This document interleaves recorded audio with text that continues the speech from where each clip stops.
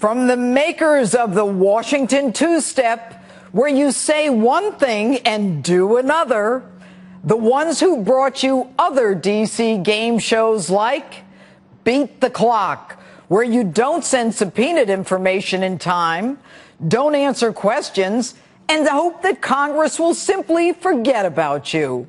Like What's My Line, where they tell you what to say, how to say it, and then when all else fails, to plead the fifth. And the Big Brother reality show, where your every phone call and email is monitored. Unless, of course, you need more security in Benghazi, or you're a terrorist. Hello and welcome to Justice. I'm Judge Jeanine Pirro. Thanks for being with us tonight. One of the most popular DC game shows today is To Tell the Truth, or To Not Tell the Truth. My favorites? The anti-Muslim video caused the spontaneous protest in which 4 Americans were killed. No one changed any of the talking points. We never sent assault rifles to Mexico. We never have the IRS target people because of religious or political beliefs. It's just a few rogue agents in Cincinnati.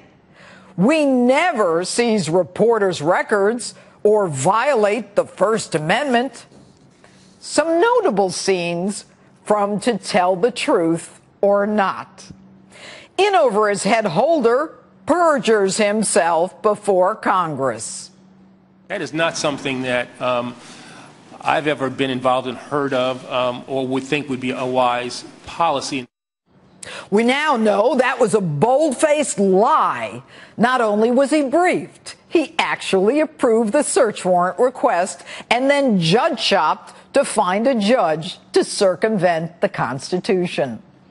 And clueless James Clapper, he lies to Congress about the NSA. Does the NSA collect any type of data at all on millions or hundreds of millions of Americans? No, sir. It does not. Not wittingly. In this game show, if you get caught and then apologize for lying, you get away with perjury. Now, one of the most memorable scenes, Leon Panetta lies about troops not able to get to Benghazi in 8 hours. Time, distance, the lack of an adequate warning, events that moved very quickly on the ground prevented a more immediate response. More immediate response? You never even showed up. And since you didn't know how long the fight would last, it proves that you never intended to send help in the first place. And here's another one of my Panetta favorites. You don't deploy forces into harm's way without knowing what's going on, without having some real-time information about what's taking place. Shame on you. You don't deploy forces in harm's way? What do you think war is? And you didn't know in real time what was going on? You knew what was going on. And the learned Lois Lerner, she lies to the House Oversight Committee saying her unit never targeted Tea Party groups, although a year earlier she knew of the targeting and tried to cover it up. And then, of course, when she's called on it, she... There I said there are so many amendments in the Constitution of the United States of America. I can only choose one. I can only choose one. Plead the fifth. I plead the fifth. 5, 1, 2, 3, 4, 5. Anything you say, fifth. Go ahead, ask me a question. Did you?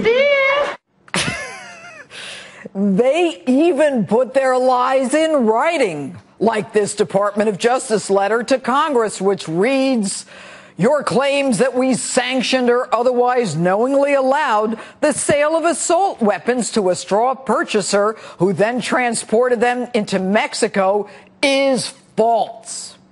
Then they try executive privilege to block the truth from coming out. But 10 months later, because of Congress's dogged pursuit of the truth, even the Department of Justice admits they lied. You know who I'm talking about.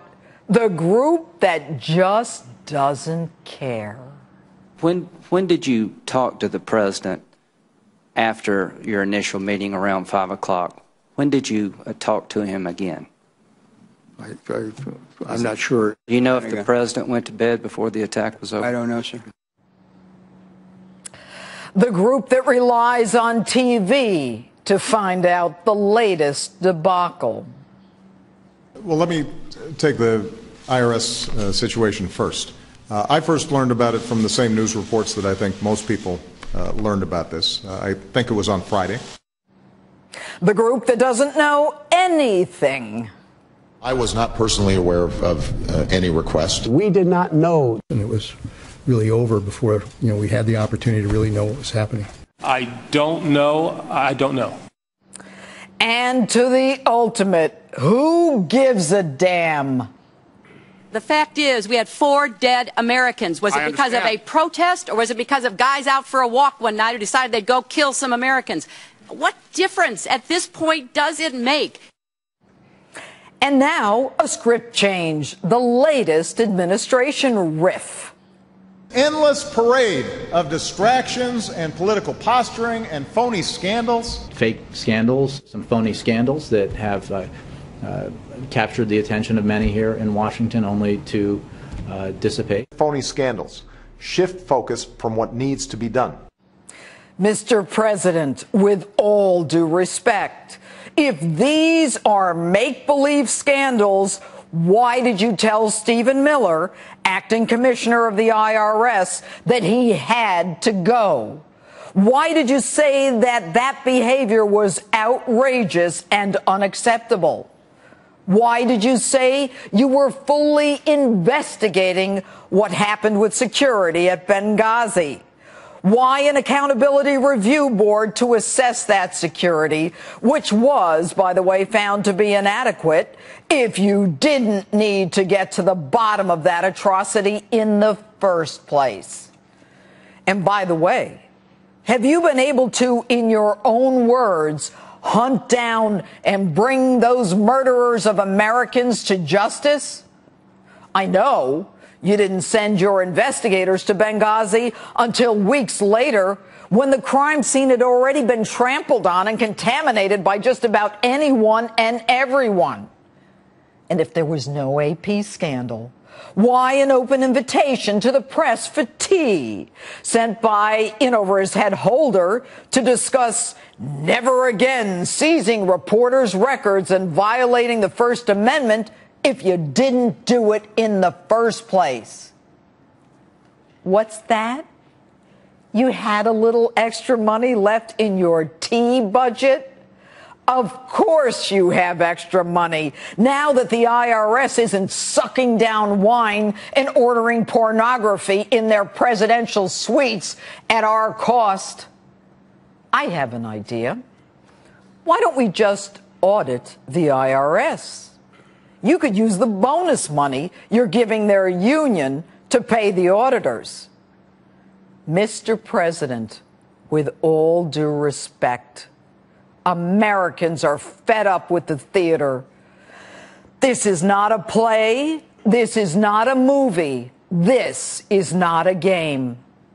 Our men are dying on foreign soil. Hardworking Americans have lost their jobs, many unable to pay their mortgages. Cities are going bankrupt.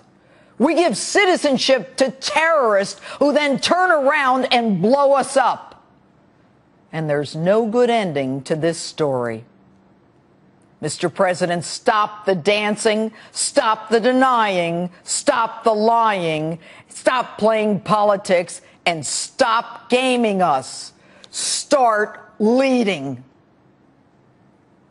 If I had my own game show, it would be about the truths I learned growing up in small town America. It would be about justice, fairness, and honor. All that is great that this country stands for, and doing what's best for the American people.